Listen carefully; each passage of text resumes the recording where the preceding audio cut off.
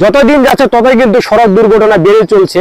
রাস্তা ফিনিশিং নেই, তারপর সিঙ্গেল এই যে পিলারের গুলা এগুলো দেখা যাচ্ছে না, পুরা ভাবে চালাচ্ছে। এটার জন্য আপনি কি বলবেন? এইটা তো অতিরিক্ত ট্রাক মিনিগুলা এরা ছোট গাড়িকে কিছুই মনে করে না। যতদিন যাচ্ছে ততই কিন্তু সড়ক দুর্ঘটনা বেড়ে চলছে, এটাকে কেউ প্রতিরোধ করতে পারছে না। তো আমি এখন যেখানে আছি ঠাকুরগাঁও টু রংপুর যে মহাসড়কটি আছে, এই মহাসড়কে অবস্থান করছি।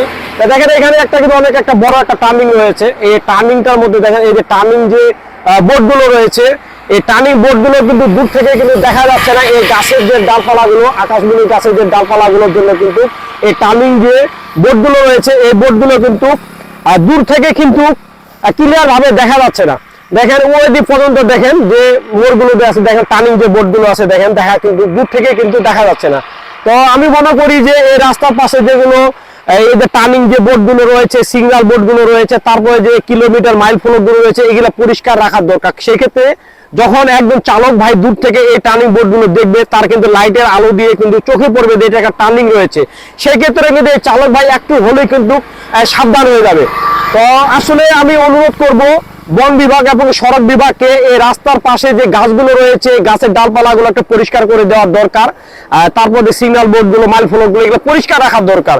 আর তারপর যে রাস্তার মধ্যে অনেক জায়গায় এই বোর্ডগুলো না, যে সর্বোচ্চ গতিবেগ 40, সর্বোচ্চ গতিবেগ 60, সর্বোচ্চ গতিবেগ 20, এই ধরনের কিন্তু সিগন্যাল বোর্ড কিন্তু আমার চোখে পড়ছে না। তো আমি মনে করি এই সিগন্যাল বোর্ডগুলো কিন্তু দেওয়ার দরকার।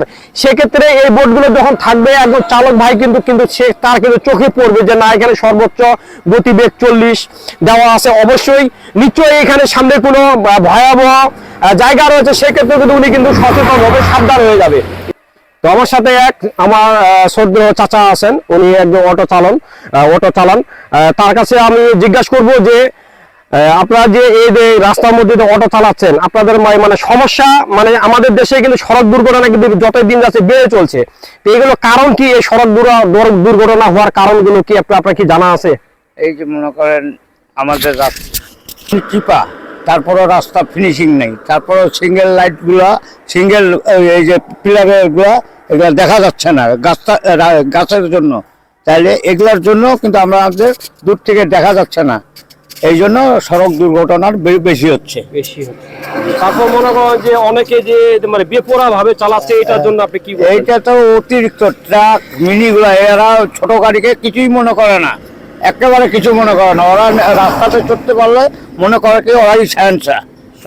জি, তার মানে চাচা বলতে যাচ্ছে যে আমাদের দেশে যে সড়কগুলো রয়েছে, সড়কগুলো মানসম্মত না, ছোট, এবং কি রাস্তার পাশে যে সিগন্যাল বোর্ডগুলো রয়েছে, এই যে সিগন্যাল বোর্ডগুলো, যে এই যে টার্নিং যে বোর্ডগুলো, এগুলো কিন্তু গাছের জন্য কিন্তু দেখা যাচ্ছে না। তো আসলে রাস্তা যতটুকু, তার মধ্যে গাছের ডালপালা দিয়ে কিন্তু আরো অনেকটা অংশ কিন্তু নিয়ে নিচ্ছে, সেটা বুঝে। ধন্যবাদ চাচা আপনাকে। তবে আমি আপনাকে ছেলে হিসেবে অনুরোধ করবো একটু সাবধানে সময় নিয়ে যানবাহন চালাবেন। হ্যাঁ, ধন্যবাদ। অন্যান্য দেশের যে মহাসড়কগুলো রয়েছে, আপনারা খেয়াল করবেন, ভিডিওর মাধ্যমে অনেকজনে ভিডিও দেখেন, এই মহাসড়ক অনেক বড়, এবং কি এই রাস্তাটা কিন্তু রাস্তার দুপাশে গাছ লাগানো, অনেক দূরে কিন্তু এই গাছ লাগায়, অনেক রাস্তা মানে একেবারে পরিষ্কার রাখে, যেন অনেক দূর পর্যন্ত যেন দেখা যায়। আর আমাদের দেশে যা হোক, আমাদের দেশে জনসংখ্যা বেশি এবং আয়তন কম, সেই ক্ষেত্রে আমাদের দেশে সেই ধরনের রাস্তা নেই।